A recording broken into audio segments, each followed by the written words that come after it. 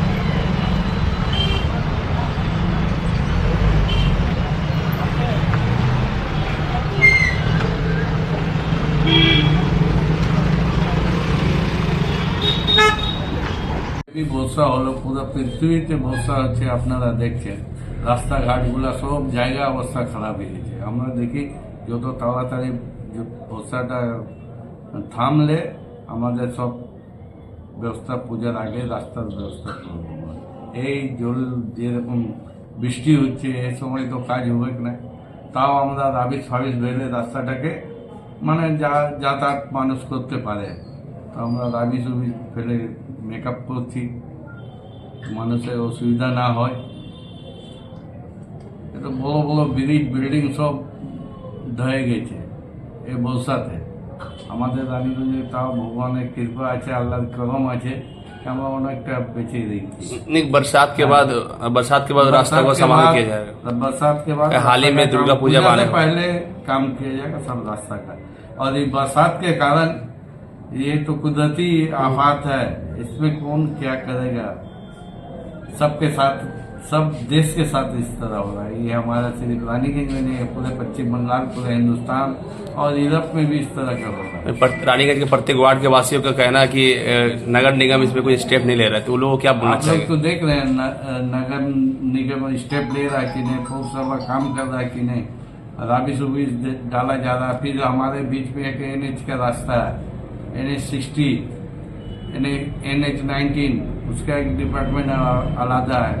हम लोग फिर भी दोनों को मेकअप कर रहे हैं, अपना PW का भी रास्ता में राबिश फैल रहे हैं, NH में भी जहाँ गड्ढा हो रहा है हम लोग राबिश का व्यवस्था कर रहे हैं कि पब्लिक को आराम हो। ठीक, बोरो दफ्तर के सामने आपका गड्ढा देखिए, अब बराबर काम कर रहे हैं। NH 60 रोड है, नेशनल हाईवे है, उनको चिट्ठी कई बार मैंने किया, कोई स्टेप नहीं लिया। कोई स्टेप हम लोग नहीं ले रहे हैं। तो इससे तो मतलब हमारे जो रानीगंज वासियों को असुविधा हो रही है, इसमें क्या ये सबको हो रही है, तो उसमें हम लोग तो राबिश का व्यवस्था कर रहे हैं कि आदमी को परेशानी ना हो, गाड़ी ठीक चले, जाने आने में परेशानी ना हो। देखिए, जहाँ गड्ढा होता है हम लोग को कोई भी खबर देता है, संगे संग मैं राबिश का व्यवस्था करता हूँ। ভ্রমণ পিপাসুদের জন্য সর্বাধুনিক সুবিধাযুক্ত ট্যুরিস্ট বাস পরিষেবা নিয়ে আপনাদের কাছে, আপনাদের পাশে Rabba travels. Rabba travels, best price on cheapest price. Rabba ট্রাভেলসে রয়েছে 26 এবং 32 সিটের অত্যাধুনিক সুবিধাযুক্ত tourist bus.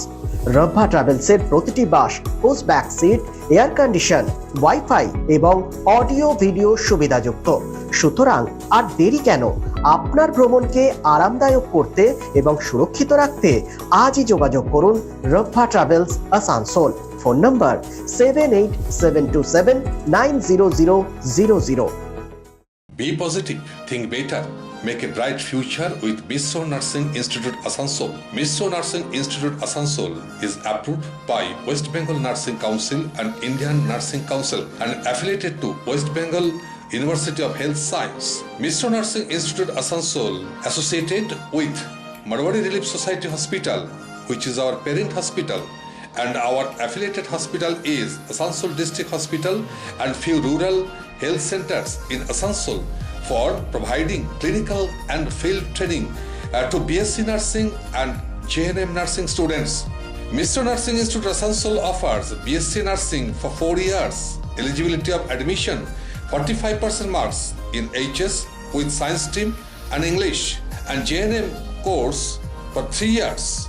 Eligibility of admission 40% marks in HS in any stream with English. Mishra Nursing Institute of Asansol provides unbeatable infrastructure, highly qualified faculties, 100% placement assistance to all students. So hurry, admission open for limited seats. Our helpline numbers are 7477782911, 7477713512 and 7477713511. Visit our college campus at Mishra Nursing Institute Asansol, Bagbandi Road, Kalipahari, Asansol 9, Paschim Bardhaman.